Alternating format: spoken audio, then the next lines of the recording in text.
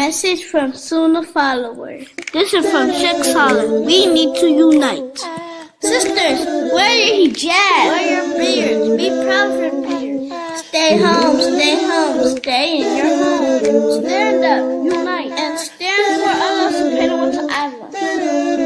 That's right, Saleh. We all should stand up in solidarity, not transgressing the limits of Allah, but standing together with patience and understanding. This is Sunnah followers.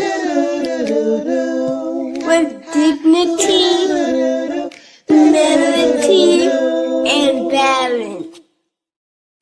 If you want to learn about how to balance and maintain your faith every day, you need to be here at 6:30 p.m. Eastern, being taught by Ustadha Laila Nasheeba, streaming on all major platforms. Channel Sunnah Followers. Hope to see you there, inshallah.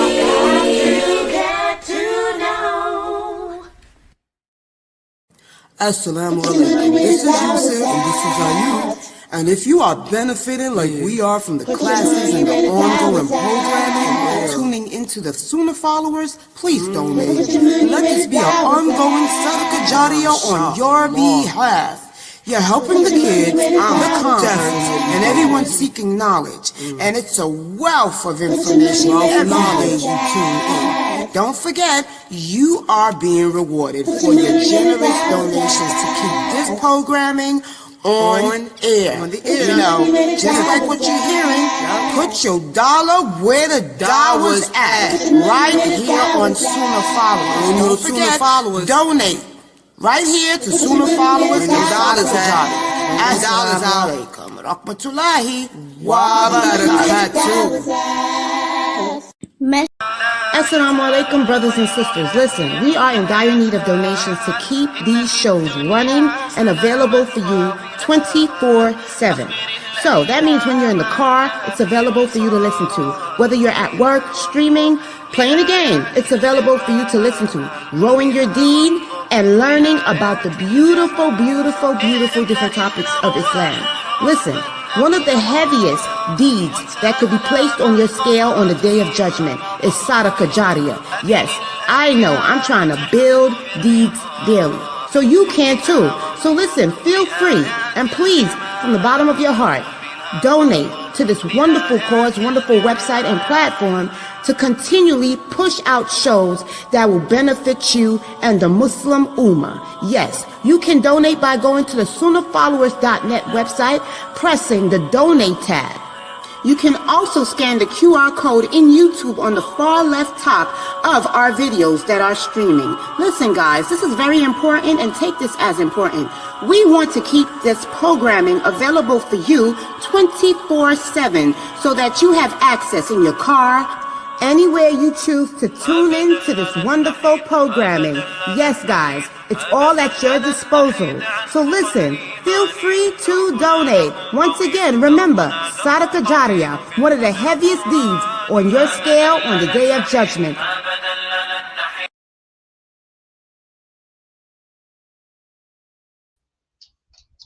Ina alhamdulillah wa salat wa salam ala wa rasulullah. I'd like to welcome everybody to our Aqeedah class. And alhamdulillah, we have been discussing how to maintain and keep our faith, our Aqeedah, which means belief system, our belief system strong. And we're going to have strong faith in order to get through the trials of life. You have to have faith.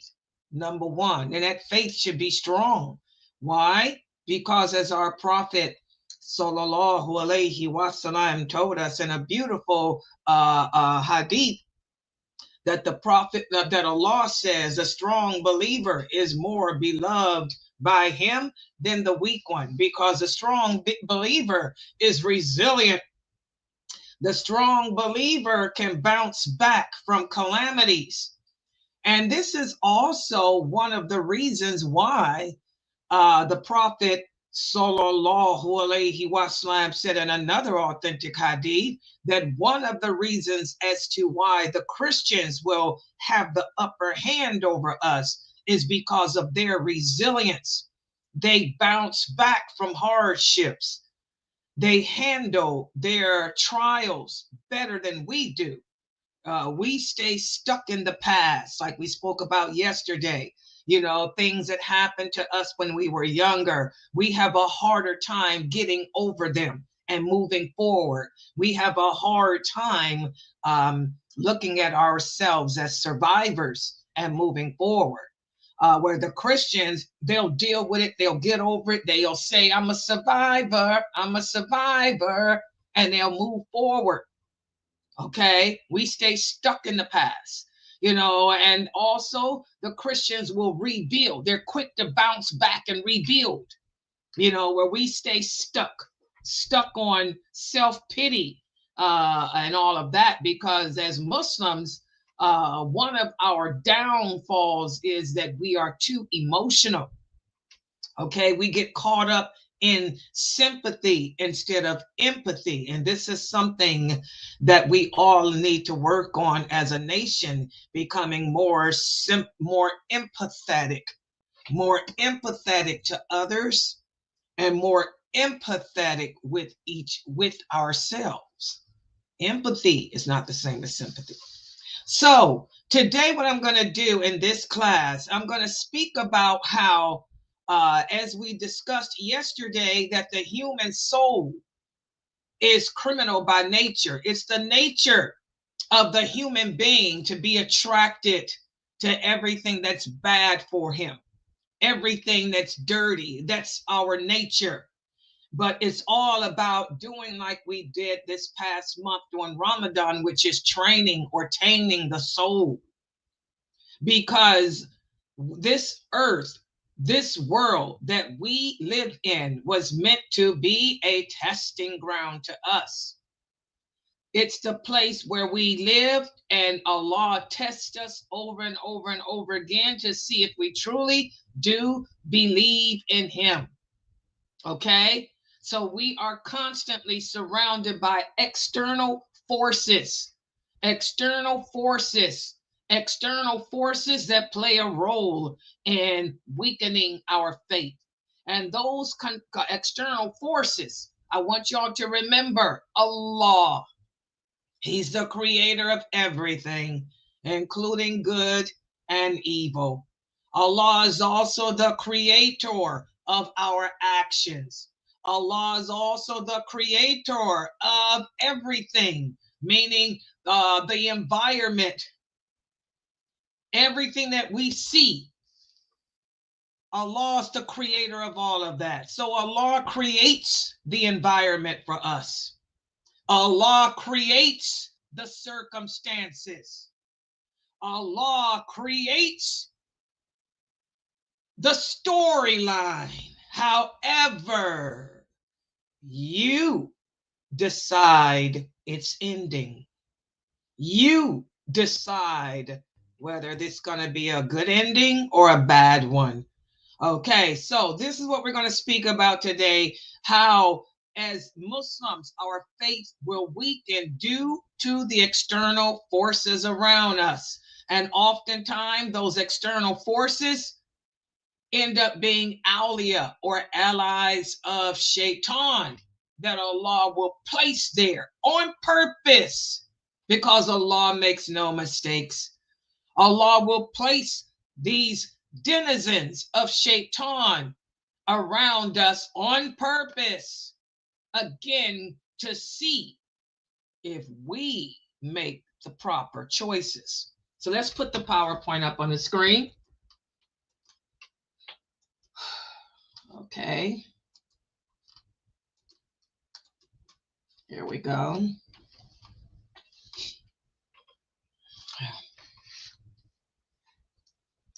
I apologize for my Barbara Walters voice today, but I had to do a podcast for my job, my ex-job that I retired from this morning.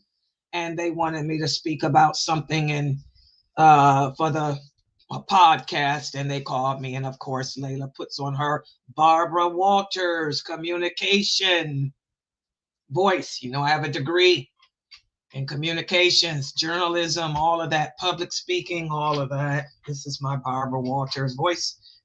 Give me a minute to get over it. I'm used to speaking like this morning. Okay. So anyway, all right. It's hard to come back from it.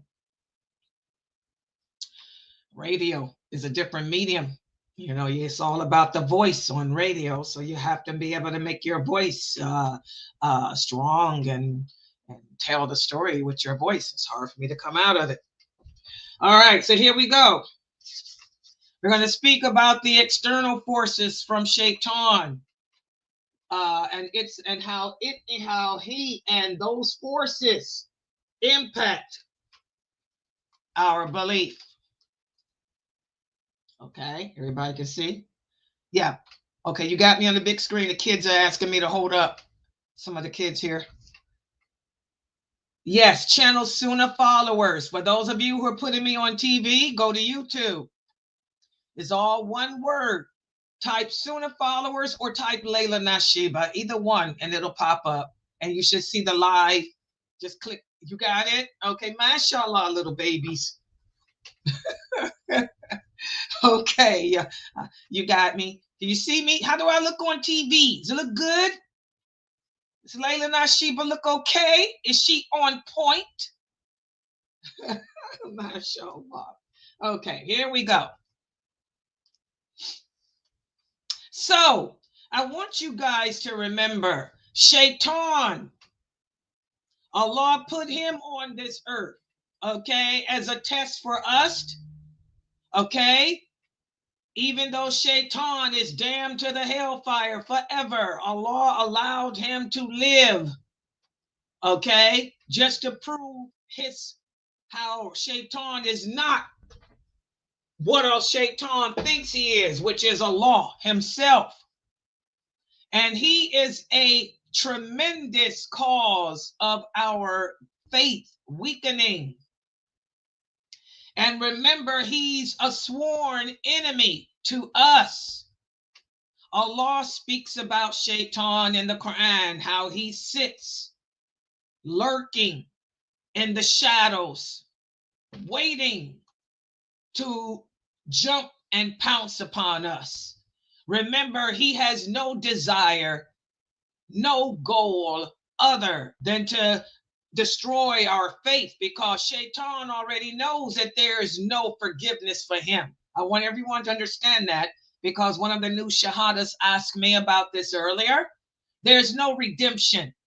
There's no redemption. There's no redemption for Shaytan. He is cursed. He knows that he made his bad, and he knows that he's going to lie in it. So his only desire, his only goal is to take to the hellfire with him as many of us humans as he can. And whoever submits to his denizens, our personal jinn that's assigned to us is one of his denizens. And Allah put that personal jinn there on purpose. And there is no forgiveness for that personal jinn either. That personal jinn knows that he or she is damned to the hellfire, just like its leader, Iblis, is. So that personal jinn is going to do everything to take us with him.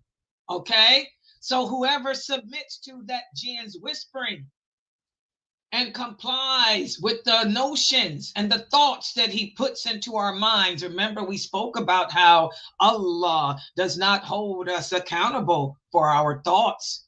He only holds us accountable for them if we act upon them. Okay?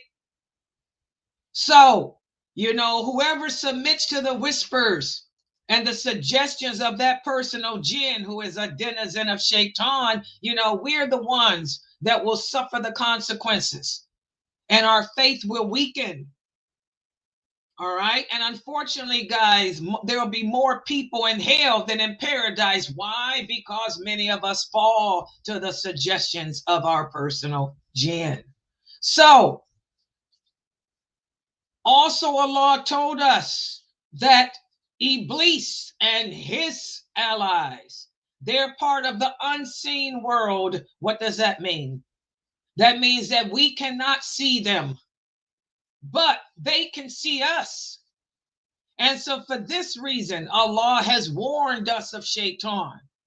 Okay, he's told us the things that we need to know about the antics and the plots that Shaytan and his denizens put together against us. And Allah commanded us that if we truly believe in him, to never take Shaytan as a friend and to learn to ignore him and his antics. Okay, where's my dalil? Well, Allah tells us in the interpretation of the meaning, O you who believe, do not follow the footsteps of Shaitan.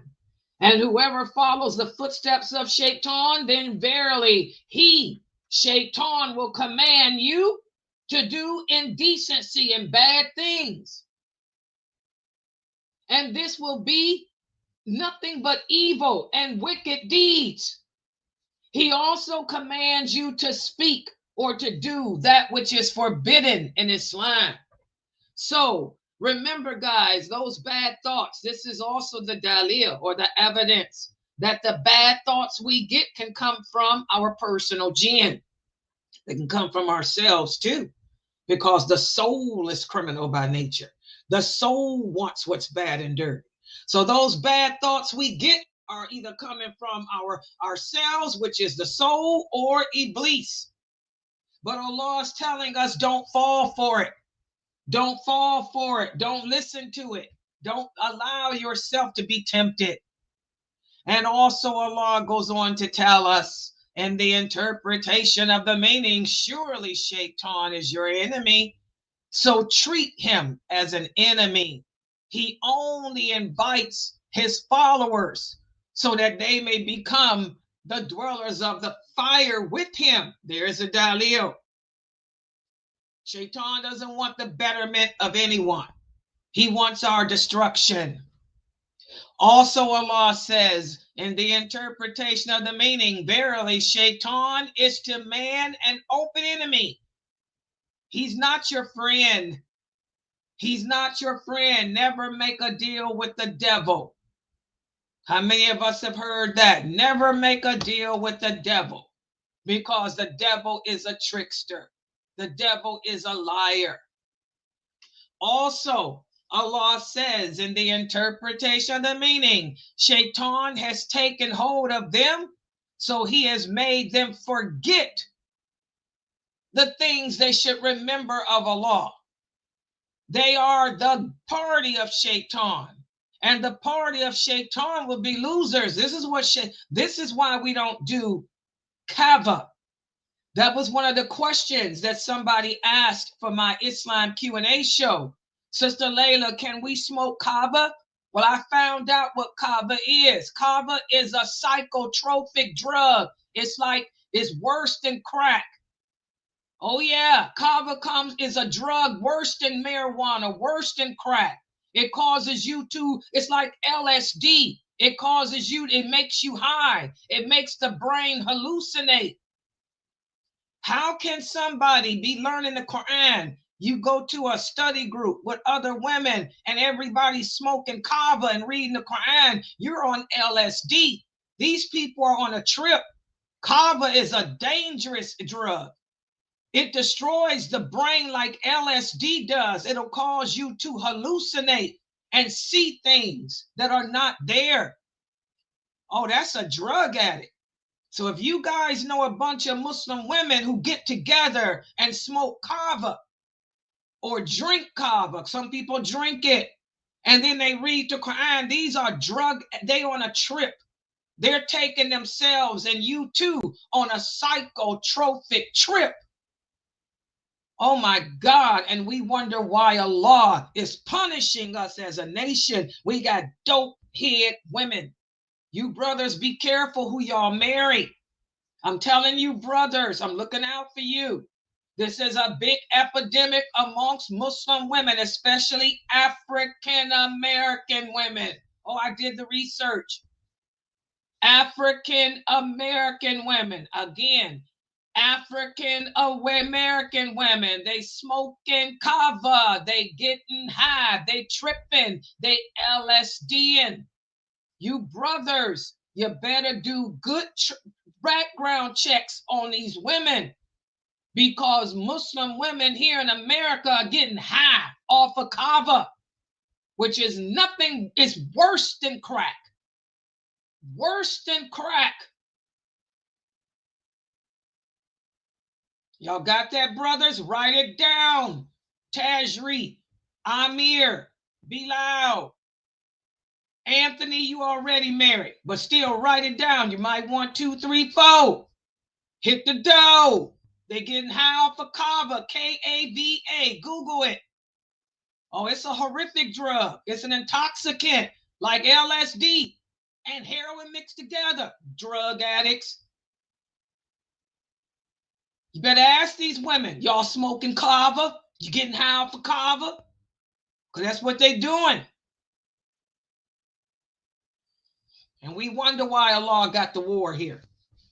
All right, so a shaitan will take a hold of us. He'll make us forget Allah through drugs. He'll cause us to escape the reality. Oh yeah, the reality of life, by smoking plants, intoxicating plants like kava. And he'll tell us it's not marijuana, because it's not. It's worse than marijuana. It's not Zoloft. You're right. It's worse than Zoloft. It's not heroin. It's not, the name is not familiar. So Shaitan will try to make you think that it's something different than what it is, which is a worse intoxicant than all of that other stuff. Okay? So y'all better be careful. It comes from a plant. A plant. Oh yeah, I got the call about it. It comes from a plant. Like everything, most things come from a plant in this world. Allah puts it here. Good and evil, created by Allah as a means of testing you and testing me to see if we truly believe in Him. You kava smokers, African Americans, this is y'all's new from what the survey says. How do they say? The survey says it's an African American new entertainment drug. Okay? You kava smokers, shame on you, crackheads. Shaitan has taken a hold of you, and you have become one of his awliya, his allies, and you will be the loser. Not only are you a loser in this world, you are a loser in this world, but you're going to be a loser in that grave too. Oh yeah. Listen to what one of the early scholars said about this. Ibn al-Jawzi. He said, it is an obligation upon the sane person to be on guard, to be on guard, to be on guard against Shaitan, who has manifested his hatred towards us since the creation of Adam. He has sacrificed his life and his self in corrupting the children of Adam. And Allah has ordered us to be cautious of him and his tricks. Because it's a plant, I can smoke it. Because Shaitan knows how ignorant man is. Remember, the human soul is ignorant. And we're not too educated. As our Prophet Muhammad sallallahu alayhi wasallam said in another hadith, we Muslims don't have the intelligence of the Christians. We're not that educated. So we think that because something is a plant or comes from a plant, that it's not an intoxicant. We don't know that all intoxicants come from plants. All intoxicants come from some type of plant. How do you think they make alcohol? Alcohol is made out of corn.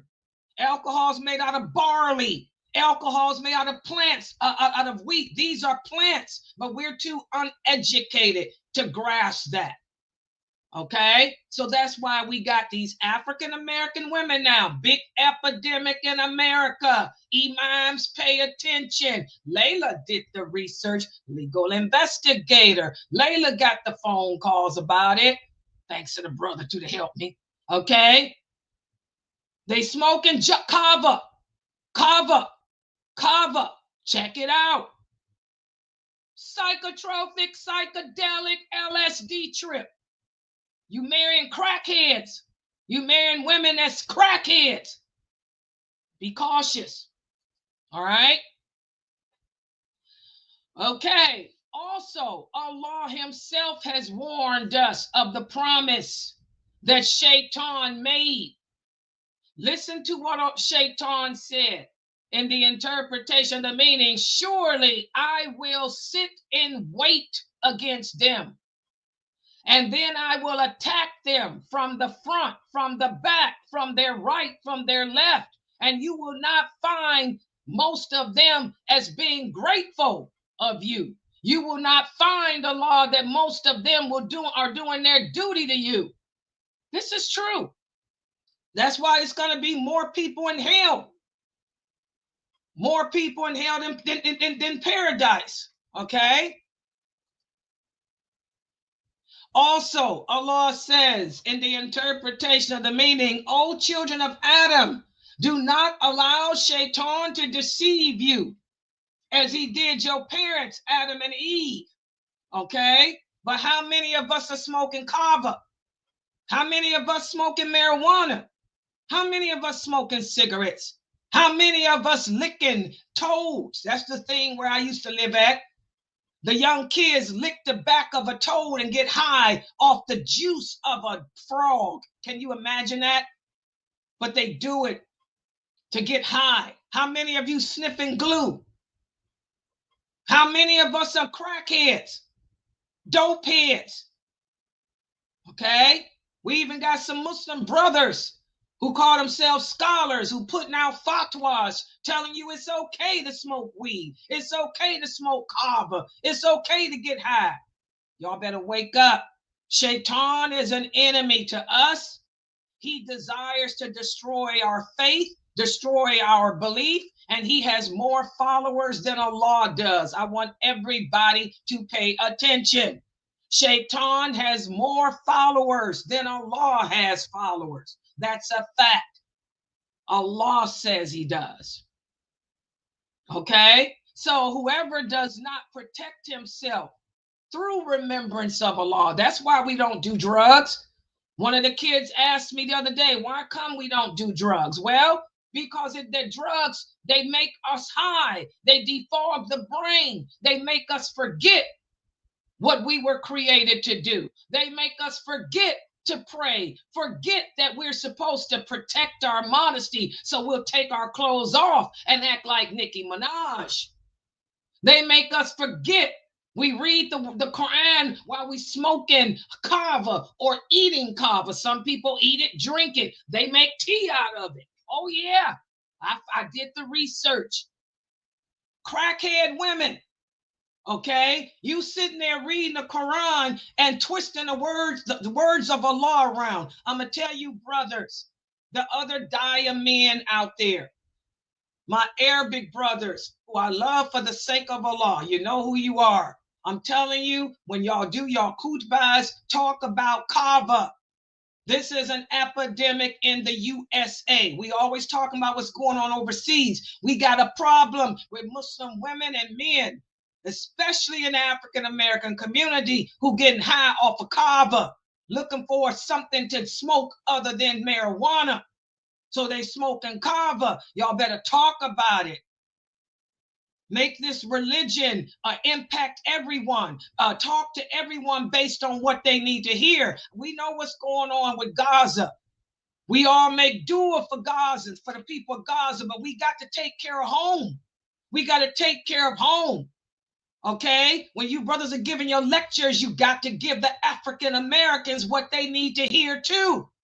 A lot of your dawah appeals to Arabs. A lot of your dawah appears to Pakistani people. You don't know the culture.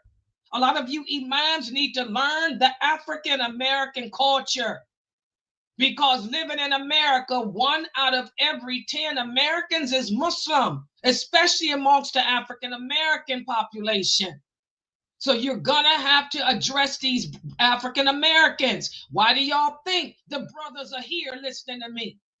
My dawah is geared towards women, but I have more male followers than women. 70% of my people here are men, because what I am speaking about addresses them and their problems.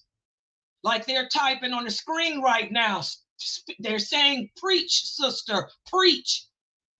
I'm addressing their concerns. You guys are too busy with Gaza and stuff, okay?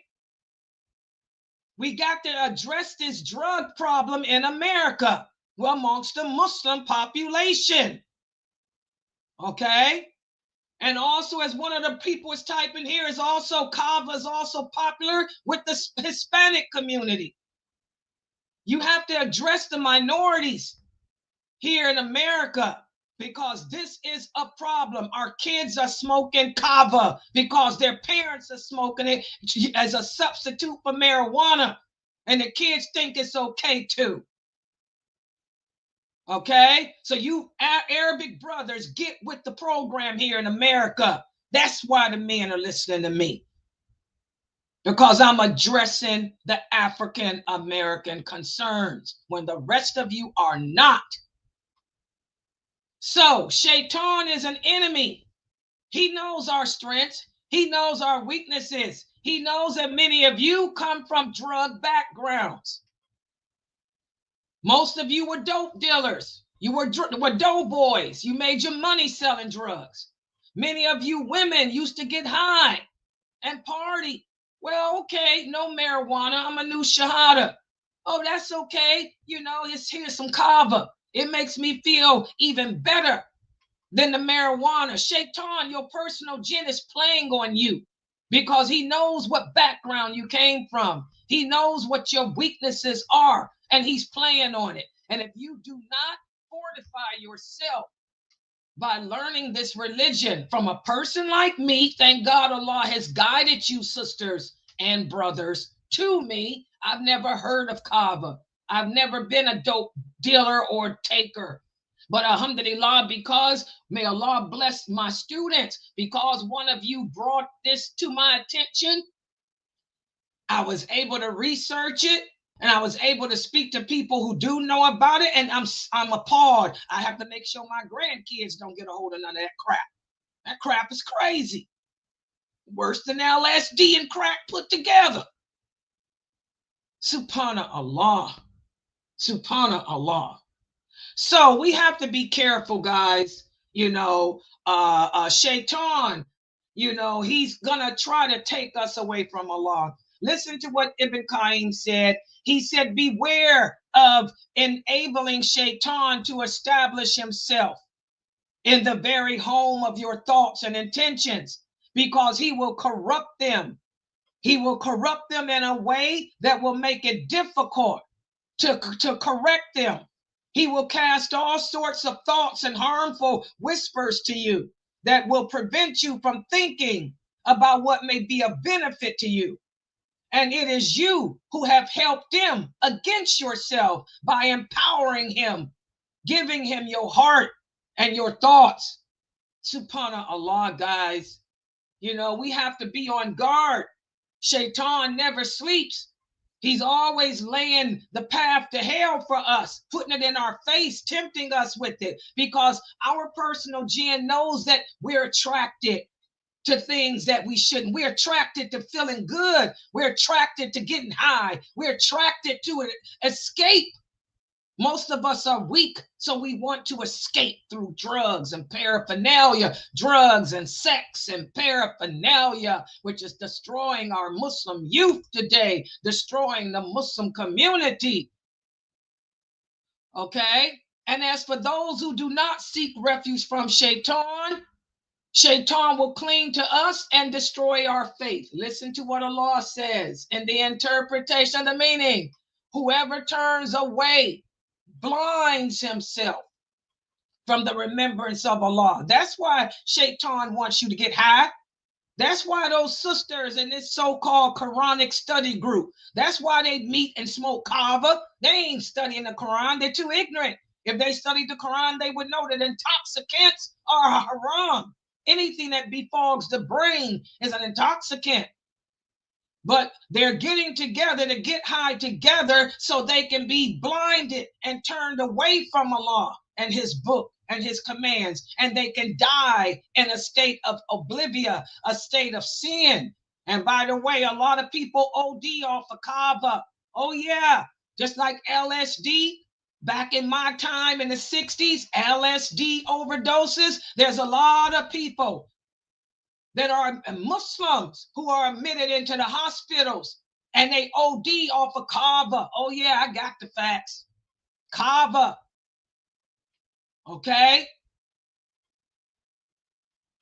Listen to what Allah continues to say. He says, verily, Shaitan will keep you from the path of Allah, while you think that you are guided right, until when you come to us.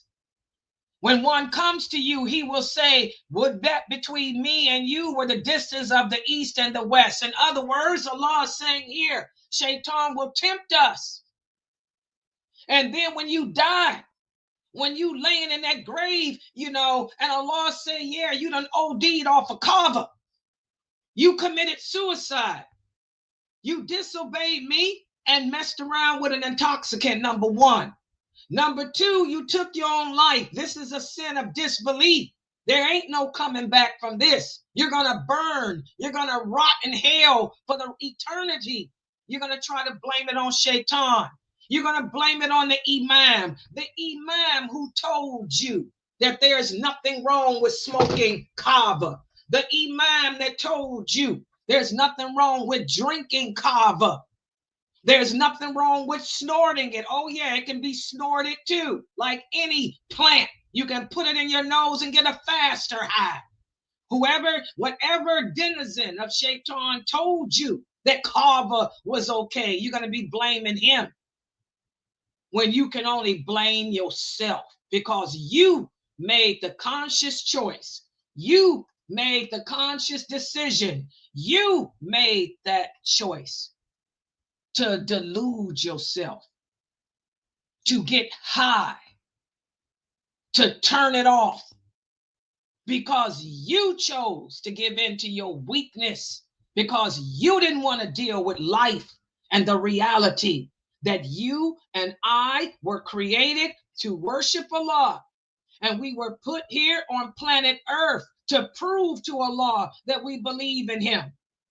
And Allah told us he's going to test us with everything that we care about, our children, our health, drug abuse, to see if we're going to choose him. You chose kava. And as a result, you OD'd. Answer to Allah for that now. All right, I'm going to stop right here. Subhanakallahumma wa bihamdika ashhadu an la ilaha illa anta astaghfiruka wa atubu ilayk. Yeah, I was on the phone with my job. That's why I got my Barbara Walters voice going today. I did a lot of investigation on kava. Kava, terrible drug. Sister Layla, I had no clue. You could, where did this drug, I don't even know, how do people get something like that? How did it get so big, you said, in our community? African Americans, what's their weakness? Drugs. And not just African Americans, it's popular in the Latino community too. Popular in the Latino community too. You grow it. They grow it. It's like you can grow marijuana. You can grow all of this stuff. All drugs come from plants. I keep telling you, you can grow them. But since the average population, population ain't aware of kava, people grow it in their backyards. They grow it in their kitchens. Yeah, I was on the phone with my job that I retired from. I used to work for the state. I got a lot, talk to some real specialists about that. That's a serious problem. Mm-hmm. But I bet you your children know about it. The sad thing is, guys, I bet you that if you were to ask your Muslim kids about Kaaba, they heard of it. I said I was going to call my grandkids. In fact,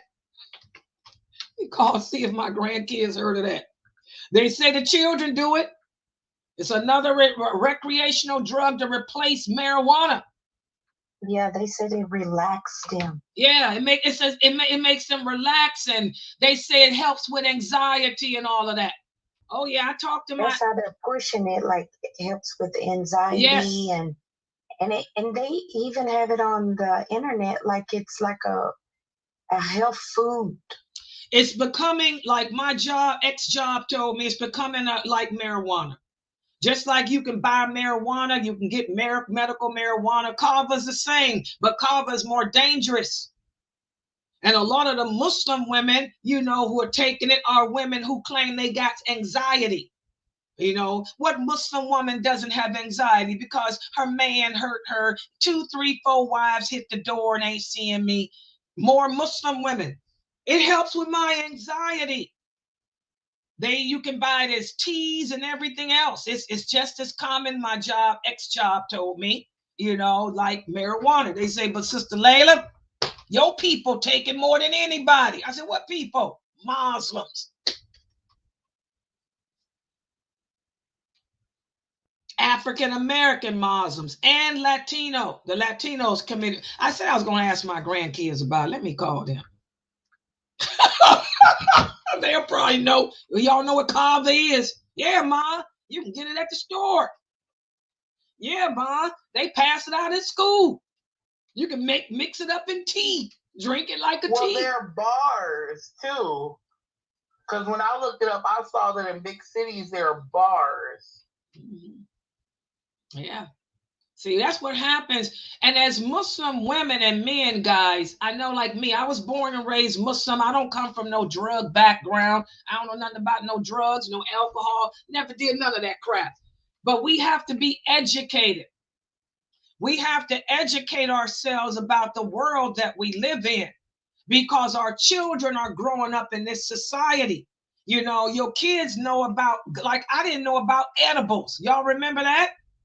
I was surprised, and I'm still scared about edibles. You can buy candy that's marijuana. Well, they said, guess what? You can buy candy that's laced with kava too. The same thing they do with marijuana, they do with kava. You can buy candy that's laced with it, edibles. This is sad. The prophet speaks the truth. Allah speaks the truth. Allah says in the years of the war, the years right before the war against Islam, drugs, intoxicants, this nation will take drugs and intoxicants. Homosexuality will appear in this nation, okay? Sex out of wedlock, all those things are happening. All those things are happening that the prophet said would happen right before those 80 countries declare war against us. And I am so glad, Sister Nia, that you brought that to my attention because I don't know nothing about no drugs. But when I got the call from my people at my job, I work for the state here. I retired from the state and I got that information. Oh my God, it scared the heck out of me. I thought about my grandbabies. And then I thought about the people here on this website. How many of my sisters here? How many of my sisters here are getting high off of that? How many of you women are drinking it and smoking it and snorting kava because you got social anxiety or because you're suffering with anxiety? You better go to a doctor because what do Muslims do today? We try to substitute medicine for natural stuff. Natural stuff. Kava is a natural plant. That natural plant will make you go on a trip to LSD center. Y'all bet if you got anxiety problems, you go see a medical doctor and get some medical help like I get. I take Lexapro. Lexapro is not an intoxicant. Lexapro does not make me deluded. Okay? You need to get your medicine from a doctor, not from herbal stuff. And this is another thing that they told me. A lot of people are into organic and herbal medicines. Kava's a herb. So they think it's okay to get high off of kava because it's a herb rather than go take some Laxapro. That's idiocy. We're stupid. And this is an epidemic amongst Muslims in America. I bet you your kids heard of it. I bet you mine know about it. I'm getting ready to call them. Y'all, who's smoking kava? That's what I'm going to say to my grandkids. Any of y'all smoking kava? They'll probably say, how did you know about kava?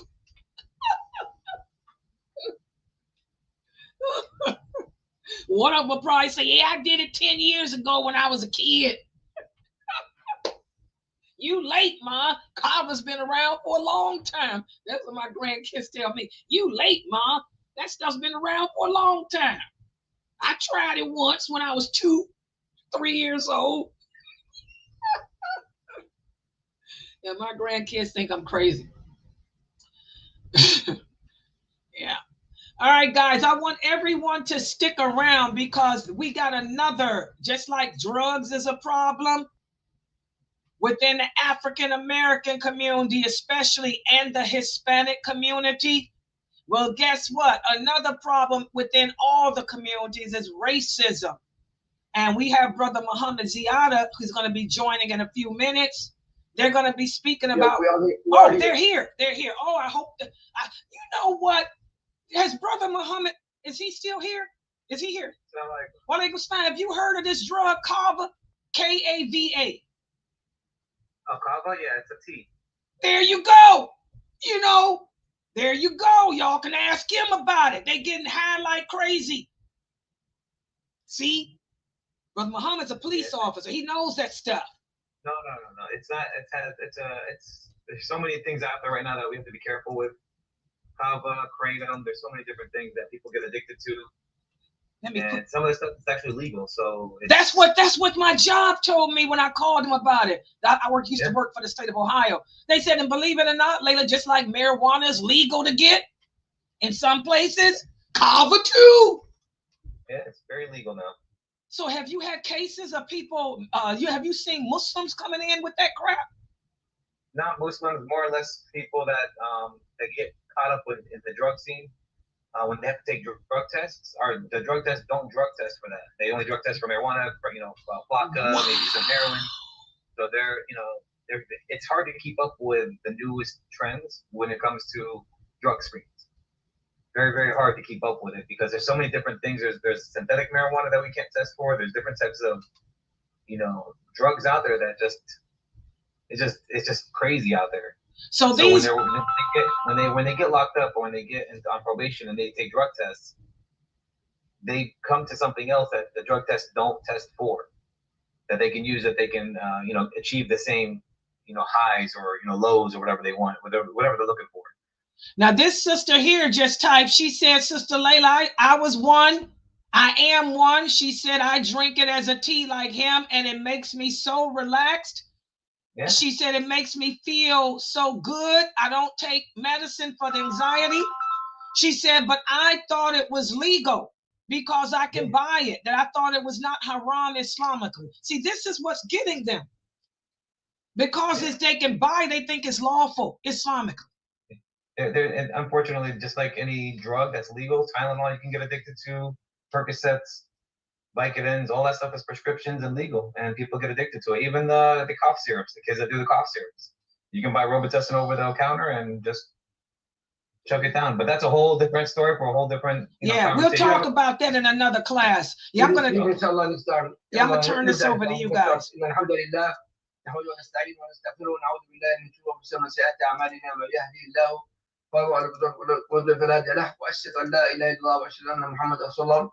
Assalamu alaikum wa rahmatullahi wa barakatuh. Sister, SunnahFollowers, and everybody watch us.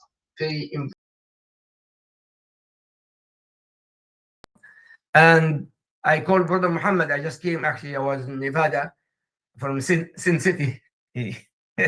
He was doing da'wah in Sin City, mashallah. Yeah, and the topic actually very important, especially now. It's gonna be worse.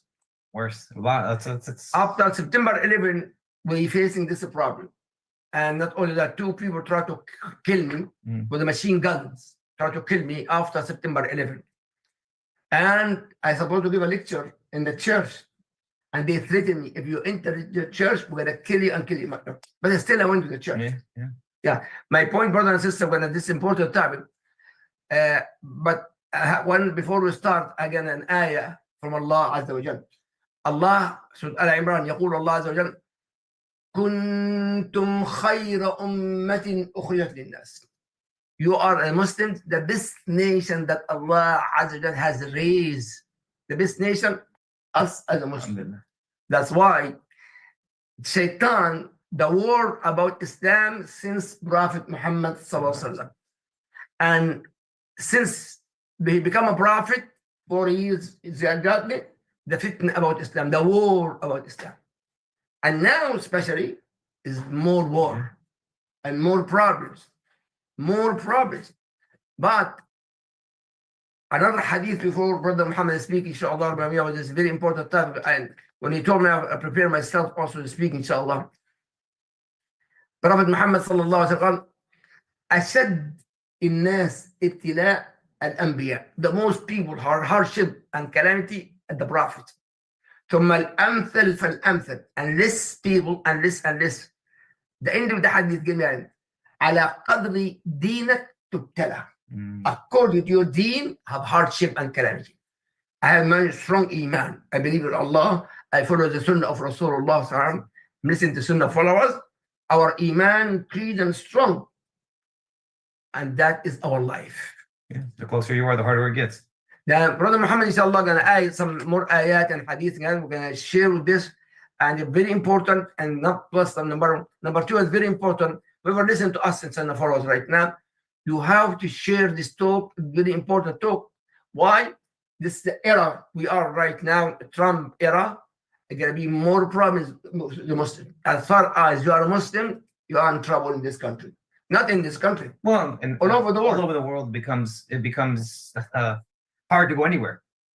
Exactly. And it's hard to beat what's happening right now with us as Muslim people, right? Because it's our country. You know what? It doesn't matter.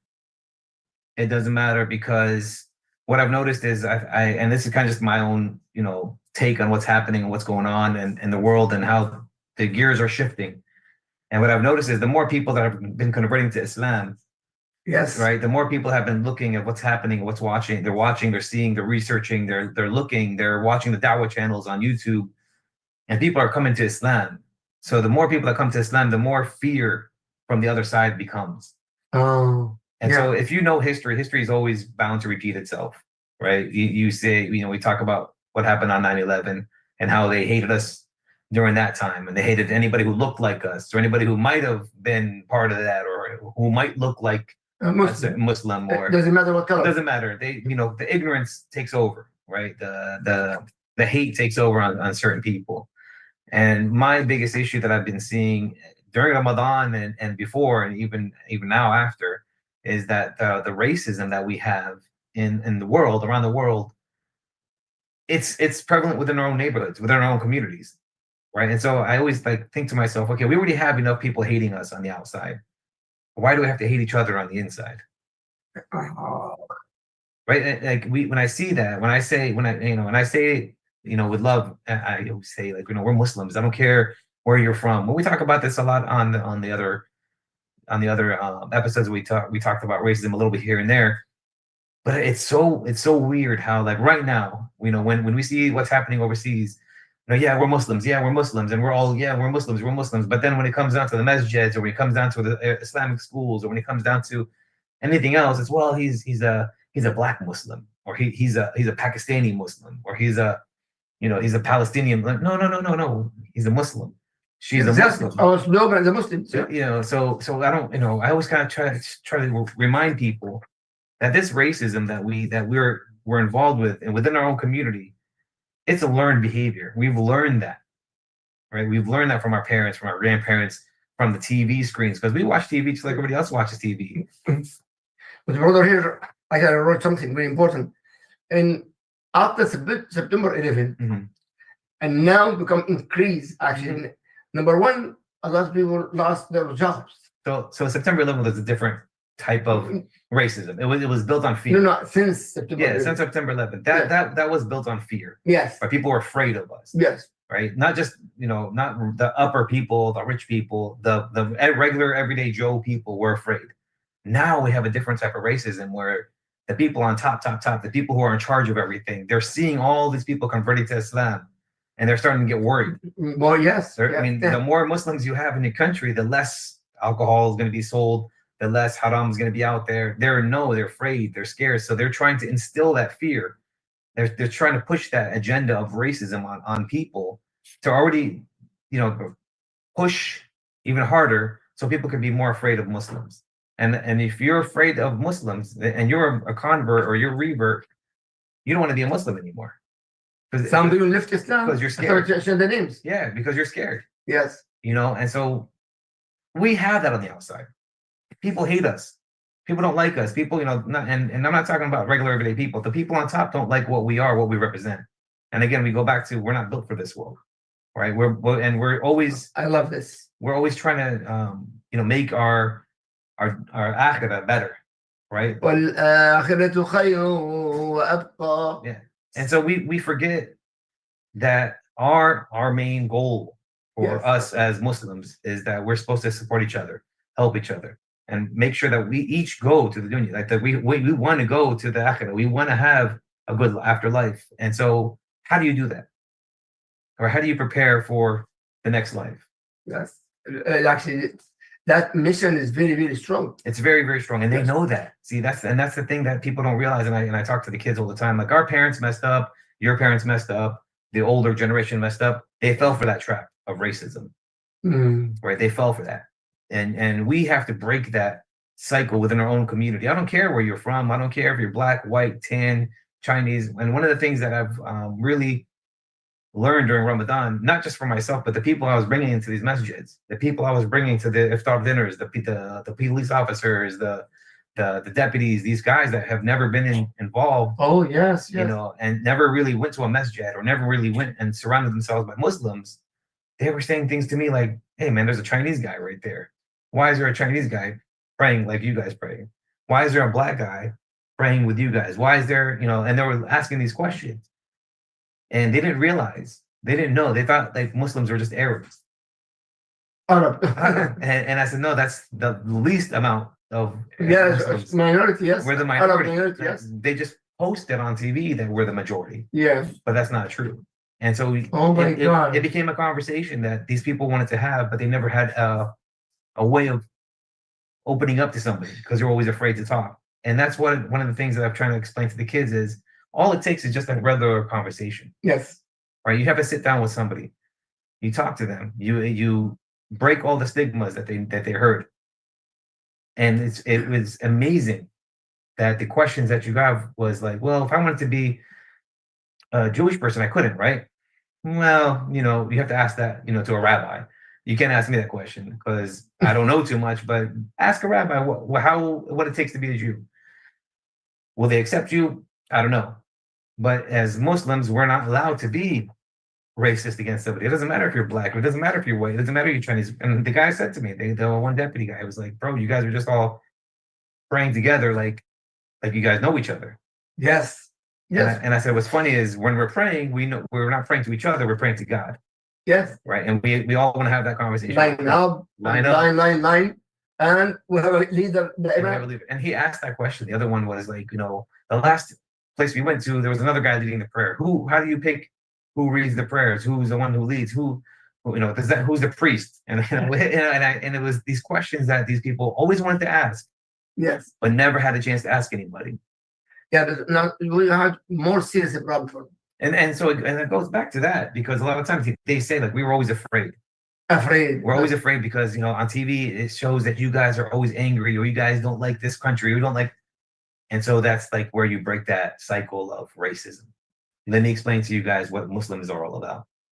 And when you break that with the people on the outside, that's great. They learn, they're educating, it's dawah, it's fine. But then when you come back into your masjid, and then it's within your own community. Yeah, there's cracks. Come on, that's But not fair.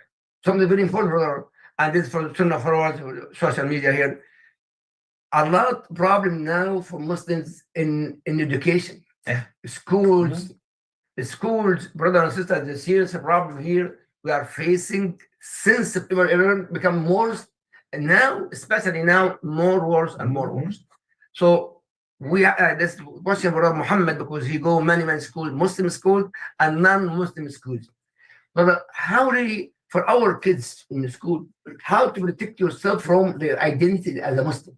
I want our kids, boys and girls, actually to be, I am a Muslim, not only that I am proud to be a Muslim. And that I think comes from your parents, from your confidence, from your parents. There's parents and there's a parent.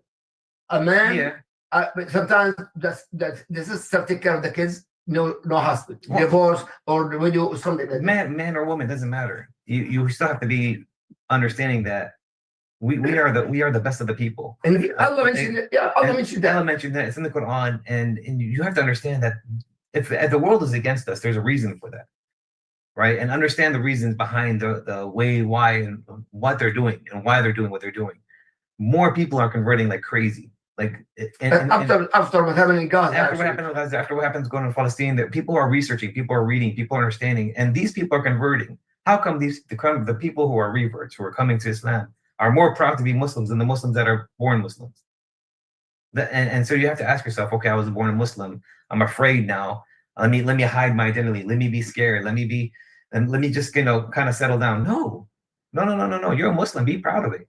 Explain. Don't be cocky. Don't be extreme. Don't be rude. And that's one of the things I always tell the other kids as well too, is when you have people come in and ask you questions, they're not going to come and ask you a question if you're having that mean look or that aggressive nature of the way you present yourself. Present yourself as a Muslim. Rasulullah sallallahu alaihi wasallam, he always smiled. He always smiled, and he listened and listened and listened, and then he give the answer. Yeah, absolutely. He never speak immediately or argue. Absolutely. Argument, actually, any of that argument, you lose. Both of them to lose the battle. You will, because you'll always have those people that say, well, I heard that you guys are always terrorists, or you guys are always wanting to destroy, and you don't like our way of life on the West, and you don't like this stuff. And so that's when you smile and you just listen. You just listen to what they're saying. Let them spew all that stuff. Let them say all that stuff, because they've been holding it in. A lot of these people have been holding all this stuff in. Yes. And so now they have the right to say it. They feel like it's their time, right? Because you have this new president, you have this new era, you have this new freedom of speech that now I can say whatever I want to say. So let them say, because I've seen videos online where these hijabi girls are going out and they're maybe having coffee with each other, and then you got a guy who sees a bunch of hijabis and starts going off on them. And you see this girl saying, what do you know about Islam? Why are you so hate? Why do you have so much hate in your heart? Why do you have so much anger? And some of them come out really well. They're very well-spoken women. They know how to talk. But then some of them are very aggressive, and some of them are very, we wish bad on you. God, hopefully God will punish you. And no, don't talk like this. Yes. Don't go back and forth with anger. That's not how we communicate. Especially when you have somebody like that who has been holding all this aggression in his body for this long, and now he feels like he could say it or she can say it. Let them say what they gotta say and just smile. Yeah. And you want to have a conversation? Okay, let's have a conversation, but don't engage somebody who's having that loud tone, that loud. All right, I'm glad you feel that way. You're allowed to feel that way. You live in America, you live in Europe, whatever country you're living in. But I'm not going to engage in that kind of behavior. But the key, Brother Muhammad, we have to be a really brother and sister. Yes. And it doesn't matter about color. Yeah, Allah said, Surah Al-Hujurat, أعوذ بالله من الشيطان الرجيم. يا أيها الناس, قولوا يا أيها الذين آمنوا, believer. Yeah. يا أيها الناس, all mankind. All mankind. يا أيها الناس, إنا خلقناكم من ذكر وأنثى وجعلناكم شعوبا وقبائل لتعارفوا. We create you all mankind, not Muslims, all mankind. We create male from male and female. Hawa and Adam alayhi salam. وجعلناكم شعوبا, nation, وقبائل tribes. To what? To know each other. Get to know We each other. love each other, respect each other as far as we are Muslim. Yeah.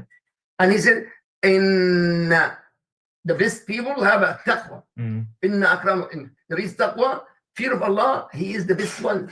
And no one knows the taqwa except Allah. Yeah. And I think I can judge myself. We forget that. I think our students, our kids forget that we forget that we fear Allah. We don't fear these people.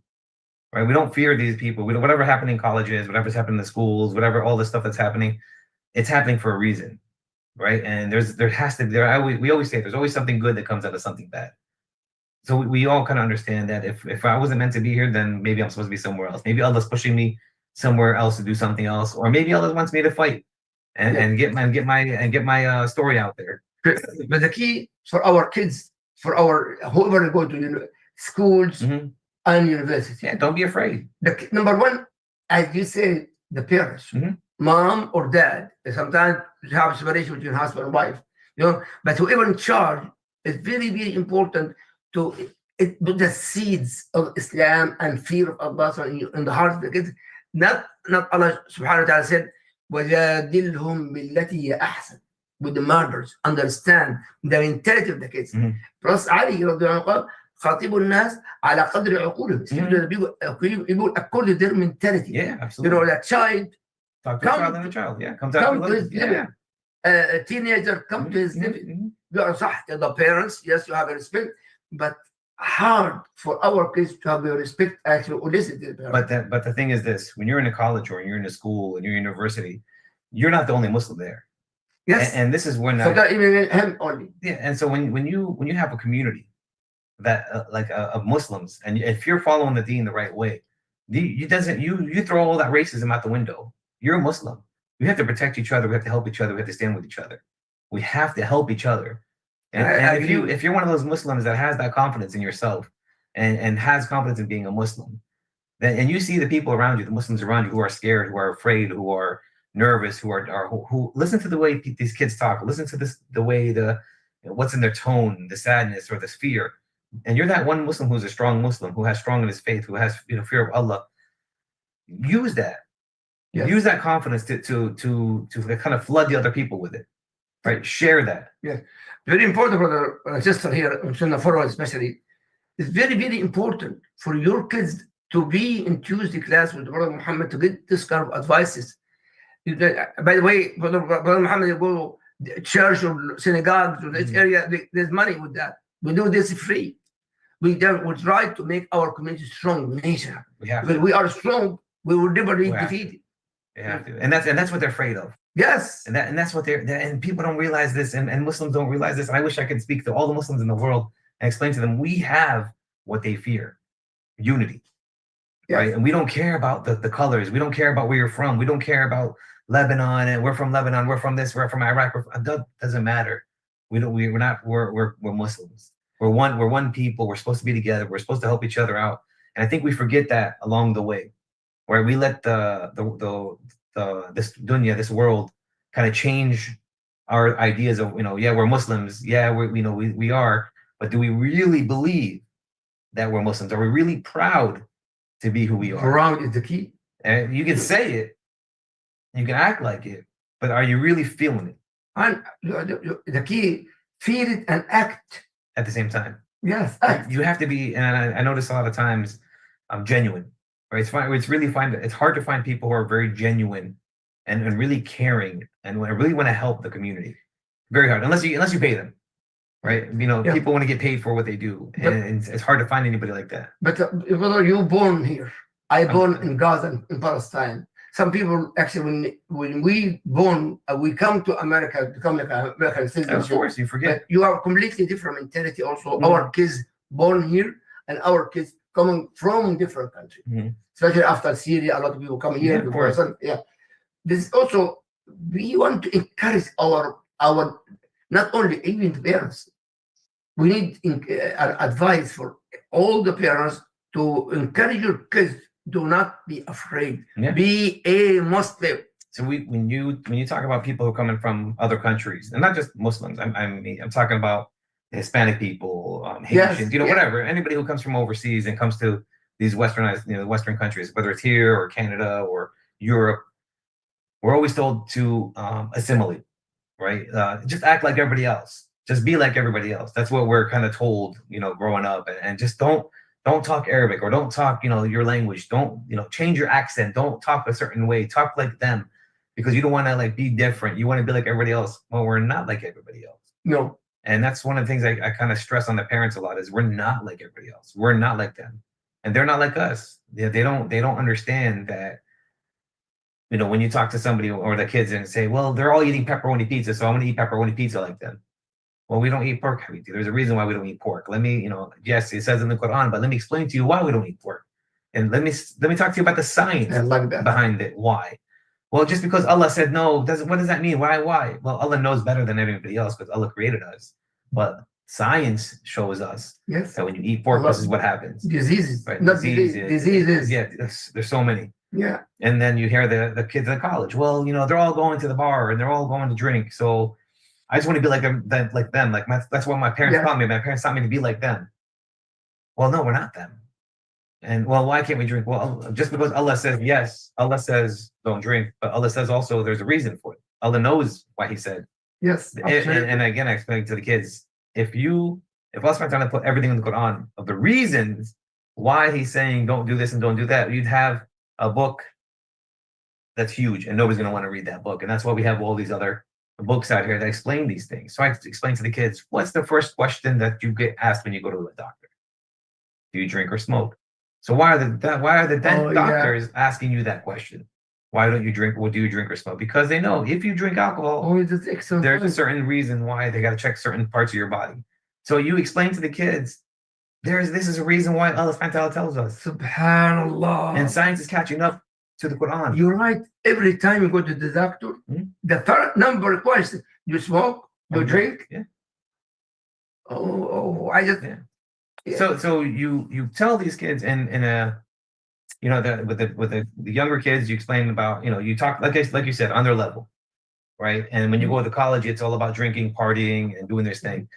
So you have to be as a college kid, as a high school kid, understand that you're a Muslim. There's a reason why they're fighting you. There's a reason why they're trying to push it. There's an agenda behind why they don't like us and the people up on top. There's a reason why people are converting to Islam like there's no tomorrow. People are converting so fast. And so now they don't have 9/11 anymore, so they got to do something else. And they're going to make it where they're trying to separate people, because they know it's an easier way to control people if you divide them. Yes, you'll have a whole millions and millions and millions of Muslims, but then let's divide the Muslims. Because if all the Muslims come together, they don't know what's going to happen. Yes, they're afraid. So let's make it where we have a black Muslim masjid over here. Let's have it where there's a Pakistani masjid over here. Let's have it where an Arab masjid is over here, a Guyanese masjid over here. Like we have different masjids for different communities. No, a masjid is a masjid. Yes, in regard to what nationality and the school of thought. I think a lot of our parents, or maybe even the kids, they believe like one of the questions that Allah's going to ask you when you go is, are you a Pakistani or a Palestinian? Is that one of the questions? I don't know. You know the Quran better than me. Is that one of the questions that we get asked when we die? The number one about Shahada. About Shahada. Shahada, Salah. After Shahada, everybody in the gathering land, only Muslims. Non-Muslims in the hellfire. May Allah protect us. Sure. But in the gathering land, number one, Allah will ask us, of course, is our Aqeedah. Our Aqeedah number one. Salah, the prayer. So he's not going to ask us if from Iraq or Iran or Antarctica or something. Listen to this hadith of Rasul sallallahu alaihi wasallam. Number one, Bilal radiallahu ta'ala anhu. Bilal, what color of nationality of Bilal? A black. I was a slave and from Abyssinia. That means Africa. That means black. Bilal radiallahu anhu. إن رسول الله صلى الله عليه وسلم conquered Mecca. Who was Rasulullah in Mecca? A lot of Sahaba, Abu Bakr as-Siddiq, Umar, the greatest of the Sahaba was Rasulullah. And his was a friend of Rasulullah, who? Abu Bakr as-Siddiq. Imagine this. Bilal make adhan in the top of the Kaaba. And he came down to the Kaaba, down. And Rasulullah make 2 rak'ah inside the Kaaba. 2 rak'ah. And who choose? The black man, the slave. 2 rak'ah, not Abu Bakr as-Siddiq, his companion, his friend. Mhm. He chose Bilal radiallahu ta'ala. Bilal, again, the black one, Abu Dharr al-Ghafari, Abu Dharr al-Ghafari, first, he's the tribe of Ghifar, the tribe, the leader, the chief of Ghifar, the tribe of Ghifar. And he called Abu Dharr, Yabn al-Sawda. Your mom is black. Yeah. That insult. Yeah. And Rasulullah sallallahu alaihi wasallam قال إنك امرؤ فيك جاهلية. Rasulullah telling Abu Dharr al-Ghaffari, one of the greatest Sahaba, you have something ignorant. You have some ignorant. Yeah. Ignorant. And the moment he listened to this from Prophet Muhammad, you have something ignorant to say that, and his cheek, his face to the ground.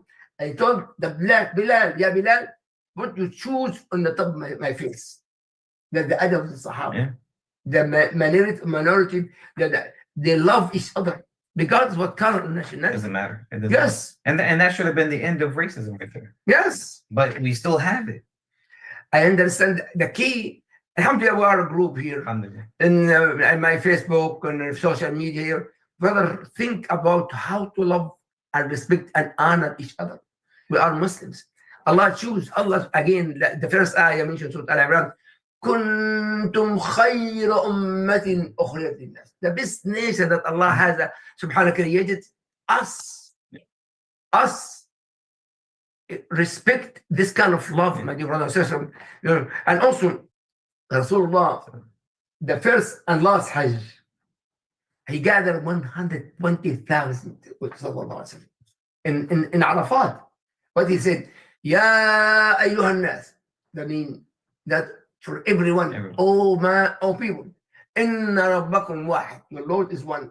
Wa inna abakum wahid, your father Adam or I said, Inna abakum wahid, kullukum li Adam, wa Adam khulqa min turab. All of you belong to Adam. Allah created Adam from sand. As he said, لا فضل العربية على أعجمي. There is no superiority for Arab over non-Arab. ولا أعجمي على عربي. Non-Arab over Arab. ولا أحمر على أسود. The red person, color, and or black or red. إن أكرمكم عند الله. The most honorable, the one who have taqwa and fear of Allah. May Allah increase our taqwa. That's Rasulullah sallallahu alaihi wasallam. We have to listen to this, brother. We are really a family.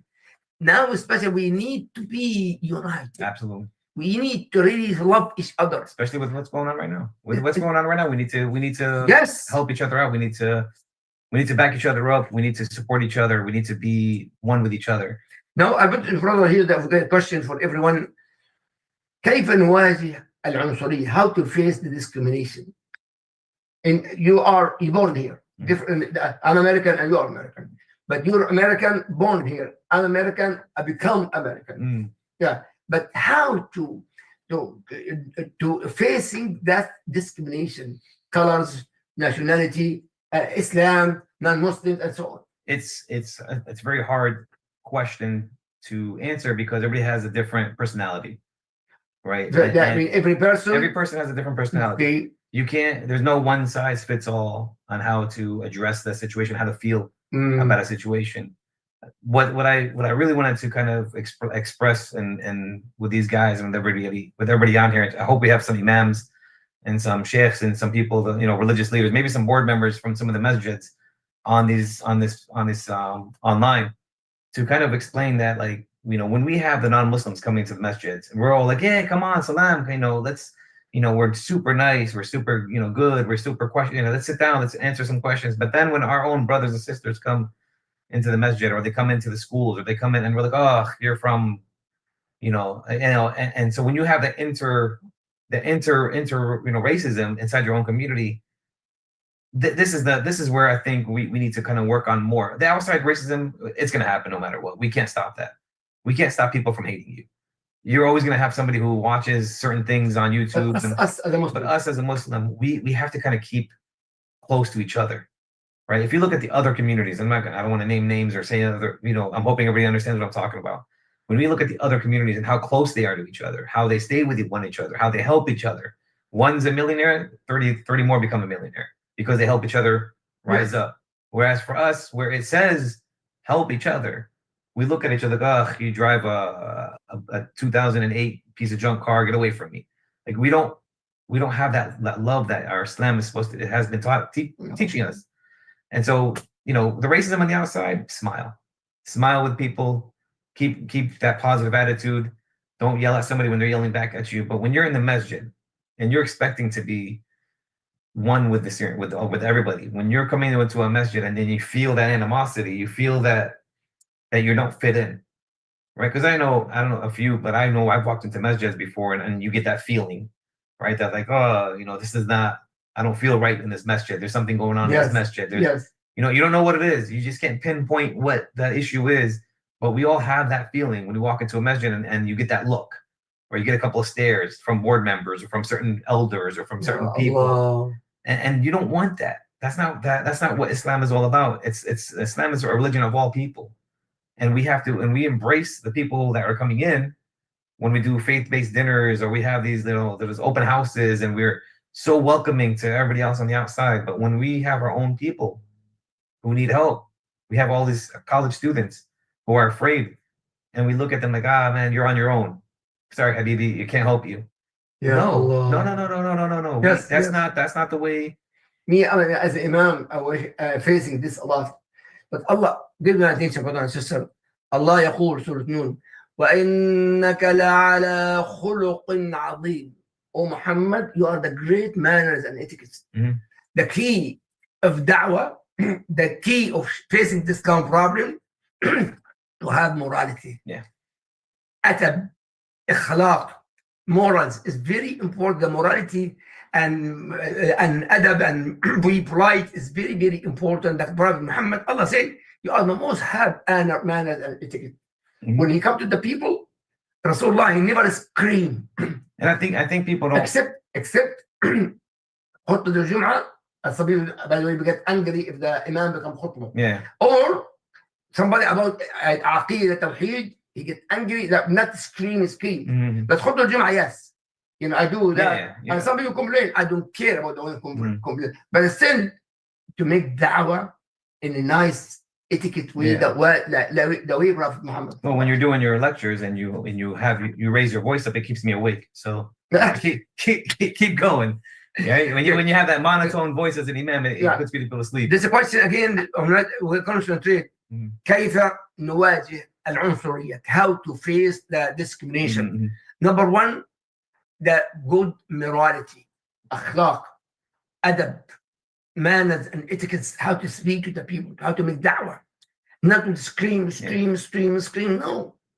Rasulullah, our model, Rasulullah, in a very modern way, nice way. I'll go back and say also that please, not everybody has, like I said, not everybody has that personality to be calm, to be collect, to be cool. Yes. So if you're those people that don't have that capacity to control yourself, to control your anger, get yourself out of that situation. Right? Just get away from it, stay away from it, move on from it. And now I tell the kids also record what's happening. Put things on your phone. Make sure you have your phone ready to record everything that's happening, and make sure that you're not by yourself. Yes. Right. If you're going out and if you're hanging out with a group of people. Right. Hang out with your family, hang out with your friends, but hang out with a group of people. So there's somebody righteous people. Righteous people. Okay, they said racist people. No, not racist. Righteous people. Yeah, it's very important. Not racist people. He's saying righteous people. Yeah. Right. Righteous people, good people that are going to be able to protect you or help you. Yes, exactly. Because if we see something happening with our own brothers and sisters out in the community, we should be able to be, hey, let me step in and stop this. Let me step in and hey, sister, record this while we have this interaction. You have to have, especially now, with the way the climate is, you have to have things recorded. All right, you have to have every interaction that becomes potential to go to court, potential to go become legal, has a potential to get an arrest or something to happen. You have to have things recorded. You need that backup because it becomes your word versus their word, right? So the same thing I tell the kids when they go to the protests. Make sure you have a GoPro camera on top of your backpack. Make sure you're recording. Oh yeah, you have to record everything that happens because something might happen and they're going to say, well, he did it first or she said this first. And then it's going to be, well, I said, he said, after he said that, I said that. He said, she said, and it doesn't hold up in court. Actually, Uber and Lyft now they have a camera. Yeah, in the cars. Yeah, 24 hours. Of course, because you have to report everything that happens when it becomes an interaction like this, especially when it comes to racism, any type of aggression, any type of anger, any type of yelling or screaming. You have to, because it becomes a hate crime. Right? It becomes a hate crime if they do something to you, if that something ends up happening. Yes. They can say whatever they want because freedom of speech and whatever. But once anything like I lay a hand on you or they touch you, now it becomes a hate crime. And a sister actually in Detroit. A police, of course, she's not white, but with the scarf. The police call her, what are you doing here? Actually, with this story, actually, I was shocked. And she said, why are you asking this question? I've tried to find a place. I said, give me your ID. I said, why you give me my ID? And then you're not applied. Make immediately catch her, put her in the prison. And then after that, you find she was an FBI. When the FBI, she arrested him after that. Yeah. The key, don't worry about those as far as in right path. Yeah. If you are right path, don't worry. Allah with you.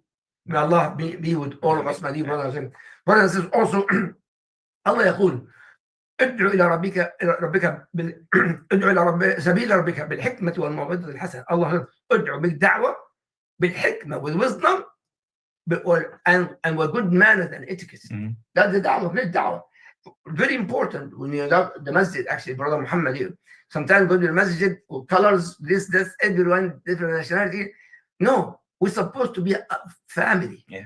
In the masjid, my masjid, alhamdulillah, every masjid I could involve, doesn't matter what nationality, the colors, we have to be a family. Exactly. A family. Exactly. And that's, but it's my masjid. The key, all the masjid is supposed to be like this. And that stems from the imams, and that stems from the board members. I mean, it comes in a whole array of issues that can be solved if even the board members can make or break a masjid. Right? I agree 100%. And so if you have board members that are going to be racist or are going to be stubborn, a lot of times people don't even know that they're being racist, right? So you have to kind of like explain to them, listen, brother, that's not how Islam is. Let's talk about it in a different way. Let's explain how this is wrong, right? This is what you're saying is wrong. What you're doing is wrong. This is not an inclusive masjid when it comes to race. Allah subhanahu wa ta'ala, this is a religion for everybody. Yes, I agree with you. So, brother, it's a very important topic here. A lot of discrimination in daily basis, actually, in daily basis. But also, our kids is amana. We have to make our kids have some kind of belief, strong belief. May Allah guide our kids. Brother Muhammad, still when I speak the same question, we want to, especially for the kids now, we're facing this kind of discrimination. Especially black. They call it. I feel shy to pronounce. No, it's all right. Yeah, the black or now the people in white people. You are so and so with the colors. Color why he's with the glasses. He's small, but a lot of kids actually they lost their Iman because they want to be something just like them. But they are corrupted people. Yeah, big time. But this corruption, we have how to face this corruption. Especially in corruption, school corruption, the number one curriculum, number one corrupted curriculum. Yeah. Number two, we want to save our community, our kids from this kind of corruption. Well, I think we expect the school to teach our kids what we want them to learn, and that's not going to happen, right? You can't expect the school to teach your kids mannerisms. You can't expect the schools to teach your kids how to be a good Muslim. Even in Islamic schools, you have to be very, you have to be as a parent, you have to be very, even as a parent and a kid in Islamic school, you still have to instill those Islamic values into your own kids, right? If you look at the research studies way back when I was doing my things, they've done a lot of research where like they put a bunch of kids in rooms, black kids, white kids, Asian kids, and the kids didn't know any better. They were just playing, right? Kids at 2, 3, 4 years old, they don't know race, they don't know color, they don't see that stuff. They just want to have fun, they just want to play, they want to share their toys. So that kind of stuff is built in. It's a learned behavior as kids. Learned behavior. Yeah, as kids grow up, it's okay. What did my mom say about that black guy? What did my dad say about that the Asian guys? What did and they pick up on those little subtle things. You might not think that your kids are listening. You might not think that your kids are hearing you, but they listen to all these things. So if you're a 3-year-old or a 4-year-old and you're in a room full of kids and you're not looking at eyes, color, whether he's Chinese or he's Indian, you don't look at that stuff. You just want to play. But then when you're going home and you're seeing the TV, you're watching the shows, you're listening to your parents talk, you're now as you're 8, 9, 10, 11, 12 years old, you start to have different little ideas. We're not blaming the kids, blaming the parents. We're blaming the fact that I don't think a lot of parents know that they're doing that, right? They don't believe that that's what they're doing. Oh, ya Allah. They don't look at it like, oh, that what I just said could be made to be racist. Oh, what I just did or what we just watched looked like, look at the shows that they put on TV all the time. There's always, the military saving the world from Arab terrorists, right? Like it's always some type of, or they're going into Africa and there's a black guy who's a leader, a militia. He's, they're going to save the world from this black guy. Like there's always some enemy. There's always some, Superman. Yeah, they're gonna go fight the Chinese guys. So now the Chinese people are enemies. They're gonna go fight the Russians because the Russians are not enemies. Like it's built into our society that there has to be an enemy on TV, right? So then we start to watch these shows and it becomes a normal. Oh my God! Now if I see an Arab on an airplane, I get scared, right? Because that's what they teach us. So we have to kind of remember that that's not true. That's what they want you to think. That's how they want you to behave. That's how they want you to act because they want you to be separate. If we're separate, they can control us. If we're separate and we're taking care of ourselves, we're not taking care of us as one ummah. Yes. Then how are we better than the rest of the leaders that are out there? The rest of the Muslim leaders are out there that are just watching everything that's happening. They're just like, we can't do anything. Leaders, all the Muslim leaders, no, not Muslims. And that's what, and I think that again, I talk to these non-Muslims and they say, well, how come these people aren't helping? How come these people? And I would have to explain to them that that's not how it is anymore. Right, and we have to start it from here, from we are in America. We are in America. Yeah. We have to fix ourselves. We have to fix ourselves before we can fix the world. Our household to fix our community. There is no way to fix the community if I'm not fixing my own self. Of course, and you have to fix your house. Yeah. Right. You start with yourself. Then you get to your house. Then you get to your community. Once you have that going on, then once you have those stages fixed up, then you'll start to see the world change. But do you think, Brother Muhammad, really? With all my respect, do you think our household will understand what we're talking right now to fix myself, to fix my wife, her husband, my son, my daughter, my household, to go enlarge? Do you think I can do that? You know what? Very important. Yeah. It's very hard to know that, especially if you don't know that you're doing something wrong. If you don't really understand that you're doing something wrong, how can you fix the world if you don't even know that you need to be fixed? And I think that's what I would want to pass on to everybody here is really dive down deep into your family relationships. How do you talk to each other? How do you talk to your kids? What do you say in front of your kids? Right? Think twice, 3 times. Watch your tongue. Just learn, just watch yourself. Listen to yourself talk. Give yourself a week and see how you're talking. And then ask yourself, wait, could that be looked at as being racist?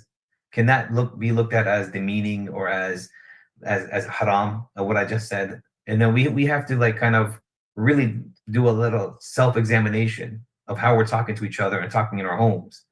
Again, I think the parents and the society feels like, well, my kids are in an Islamic school. I'm good. Khalas, let them teach them.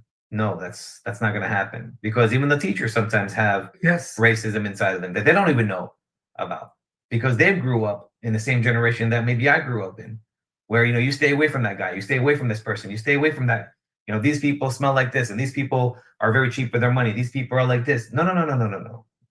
But they're Muslims, and I think that we have to start understanding what that means to be a Muslim. Doesn't mean that I'm a black Muslim or a white Muslim or an Arab Muslim or an Indonesian Muslim. We're Muslims. And I think once we start telling our own kids that, we tell ourselves that, and we start really believing it and start to push that onto our children, the next generation will be able to really understand the real effect of what it means to be a true Muslim. And the more you say it, the more you start to believe it, the more it becomes normal. We're Muslims. Yeah, I agree. Right? We can't let what's going on out there and what they're saying influence us. Right now is the time that, with everything going on, with all the people converting to Islam, right now is the time to actually come together and show the world and show the people what we are and who we are. And a lot of masjids now have becoming, in a lot of cities, have been becoming more pro-Muslim. They want to learn, they want to ask, they want to see. And then I was just talking to the brother. He wants to do more outreach in the community with the masjid. I want to do it under the masjid. He says, let's do it. Let's do some outreach. Let's help the homeless. Let's help the low income. Let's help. Let's see what we can do out there. What our community needs in order to show people, like, yeah, we're not hiding. It's not September 11th. We're not gonna hide. We're Muslims. We're proud of it. The key, brother and sister, also, whoever. Sometimes the board just a name. The board, we dictator. The majority of, not all, the majority of the boards, I want to be in the board. But the key, us as the people go to the masjid, you can do something. Mm-hmm. You can do. Yeah. Don't worry about the board or that person, You can do it. The key, the first hadith in Bukhari and Muslim, إنما الأعمال بالنيات. Every action with the intention. Yeah. If your intention to build the community, yes, Allah will help. Allah will be with us. Don't worry about the board of that person. That person. Start with yourself, with your family. Start, and I believe the masajid will accept it. Yes, some people against it. No. So there's no statement. No way, Jose. Yes, we can. No, we do it here. We do it there. Do not give up. Do not give up. Be optimistic. Always be optimistic. And do everything with a smile. Yes. Do everything with a smile. We're talking to a board member, you're talking to a non-Muslim, do everything with a smile. Because at the end of the day, how can you argue with somebody who's smiling? Some masajid, hard. At least outside the masjid you can do it also. Halaqah, here, there, try. But do not sit. Do something for the sake of Allah. And don't wait for somebody else to do it for you. Right? Take the action for yourself. If you think that, if you know that your family is set, you know your kids are good, you know that everything's great, you know you're not trying to throw any racism around, you're really self-aware of what you're saying, then let's spread that out. Right? Spread that out too. Now, okay, my family's good. Because now I fixed my family. My family's good. And whether it takes 6 months, 8 months, a year, you fixed your family up. Okay, now it's my turn to let's go out in the community. Audience. Yes, and that's very, very important. Brother Muhammad is very important. Some people in the masajid actually sometimes negative. Yeah. But don't worry about that. You can change. You can do something. A lot of people come to the masjid. Oh, what does masjid do? What you do? What did the board do? What they're doing in the masjid is start yourself first to do something. Yeah. And when you come into a masjid with that kind of attitude, you're complaining. A lot of you complain, oh, what you did, what the masjid did, what the board. We vote, but what we did. Regardless. Yeah. If you ask this kind of question, ask yourself what I did, what I will do for the masjid. Yeah. And we forget. Very important. Yeah, we forget. Take care of your family. Start with your kids. Start with yourself. Yeah. And then you move on to the community. Once the community starts to see that people are starting to become more engaged into the masjid. Yeah, yes. And start to become, okay, well, this brother here or this sister here is doing this, and this brother's here. Let me jump on board with that. Don't compete with each other. Join in with each other. Okay, by the way, with all my respect, any masjid, I know some people listen to us here, masajid, any masjid, making voting for a president, for voting to be a president, 2 people, 3, that completely failed. Go to Surah Shura. The masjid has to have a shura, not board members. That's really, really disgusting. I hate this kind of I think that's more of a Western mindset. It might be like something that you have to do you have to do something on paperwork, whatever that entails. I don't care about names. I don't care about board members. I don't care about presidents, vice presidents. I don't care. Again, that's all, to me, that's all names and whatever. A masjid is a masjid. A masjid is a place for the Muslims to come to congregate to 5 times a day and talk and help each other out. A person should be going to the masjid feeling comfortable, safe, and being able to talk to your imam or be able to talk to somebody over there about the situations or about, any issues that they might have. That's what a masjid is there for. Yes, I agree. When you see people who go into a masjid, like that day when I walked into that masjid, and I felt really awkward going to the masjid. Why do I have that feeling? Right. Yeah, very sad. Yeah, I agree. And me as a Muslim guy, as a Muslim man, even if I'm in uniform or not in uniform, I should be able to just go into a masjid. We welcome and feel good. Yes. Right. And feel like I'm a Muslim. Okay, I'm amongst my people. We're going to the house of Allah.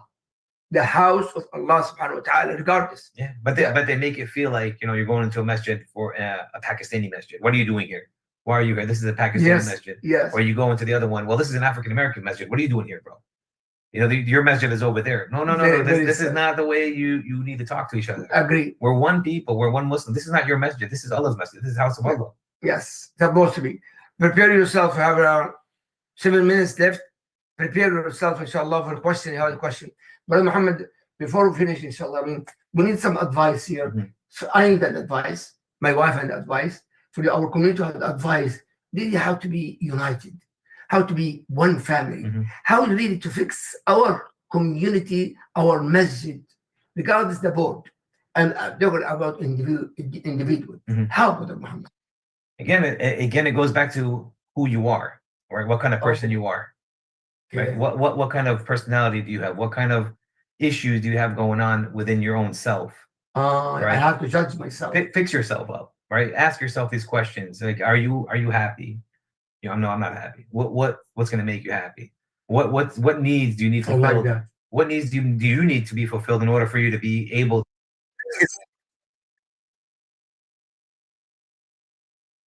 Brother, finish the question later. No, that's not a question. I don't know. This is a commercial or something. But what do you need in order to make yourself feel like you're successful? Right? Don't define success about what the westernized mindset tells you. Success, Yes. Success is money, cars. You like that. We define that so hard and so much that we have to define success as what they think success is. Once you figure that out for yourself, then you can kind of spread that out to the rest of your family. I like that. Right? And then little by little, your wife, your kids, you start to like develop that partnership, that understanding of this is our definition of a success. Right? I don't have a huge house or a mansion or fancy cars, but I feel like I'm pretty successful, alhamdulillah. Right? You look at it in a different way of what they're trying to tell you what success is all about. And I think that's what comes down to a lot of depression, anxiety, and all that kind of stuff comes from kids and teenagers and adults looking at what's on social media, what's on the news, or what's on, what these people have, and we don't have that. And then you forget that that's not what success is. Success is how close are you to your deen? How close are you to Allah? How close are you with your family? I like that. And once you get that, then you trickle it down to your kids, to your wife, to your nuclear family. Then once you have your nuclear family set up, and once you guys are all good, okay, let's spread this out even more. Now let's go to our community. Now let's fix up our community. And I see that with the reverts, they're so passionate about Islam, and they want to have that unity. They want to have that that they're like, their brother, man, this is the first time I felt like I belong somewhere. Even the people who came with me to these messages, they were like, they went to the city ones and they come to the messages and they said, man, when I come to your mosques, I feel so welcomed. I feel so much love. And I said, wow, mashallah, at least you feel that, because I don't feel that, but you feel that. It's normal for you. Yeah, but it's not normal for them to have people, hey, come eat, hey, come drink, hey, come. And they feel that love. They feel that. I said, so give that to us. We should be giving that to each other, right? We know when we go to these messages and you're seeing a non-Muslim coming in here and you're giving them the world and you're being so nice because you're trying to do da'wah, but then you forget to do da'wah for your own brother. For yourself first. So you have to ask yourself, how do I build my confidence? So I have to start with myself. Start with yourself. Always. Household. In your household. And then if you are perfect, spread. There's no, okay, so let's make sure we understand there's no such thing as perfect. Absolutely. But there is, okay, I'm set. I'm okay. I'm okay to give da'wah. And don't be shy to say, well, I don't know. Because many times people ask me questions, these non-Muslims, when we bring them out, and I'm like, look, let me give you to Iman. Let me give you to one of our religious people that can answer these questions for you better than I can.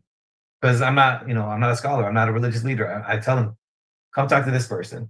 This is the person that you want to talk to. This is the person you want to ask questions to. And I always pray and make dua that this guy that I'm bringing him to this imam or this person, please let you be a good guy. Be nice to this person, answer the questions. Unfortunately, we have some people who are very negative, or their tone is not the right, and they're very aggressive when they communicate. And I don't I don't want to call them out, but yes, they're very aggressive, and it's like that's not how you do things. Yeah, I agree.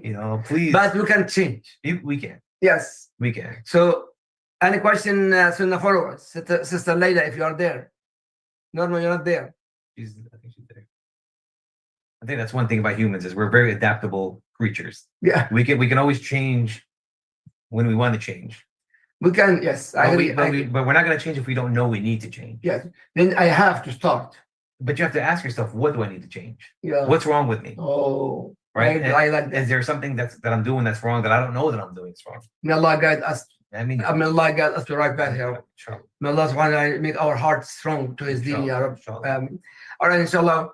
But then we finish, inshallah. I think there is no question here. Sister Laila is not there. I just want to remind the parents here that your home, your walls, and wherever you are in your house, they got ears when you got children. Yeah. Children can hear everything. So when you want to discuss something that might get a little bit feisty with your mate, do it in your car or somewhere else. Don't do it at home. Because wait till the kids are sleeping. They want to hear. wait till the kids are sleeping. The kids can hear you, see you, they feel you. They hear you. Y'all know we were children at one time. Absolutely.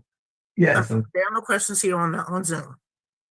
May Allah guide us all to right path, and may Allah protect all the Muslims, Ya Rabbil Alameen. May Allah guide us, all of us, Ya Rab.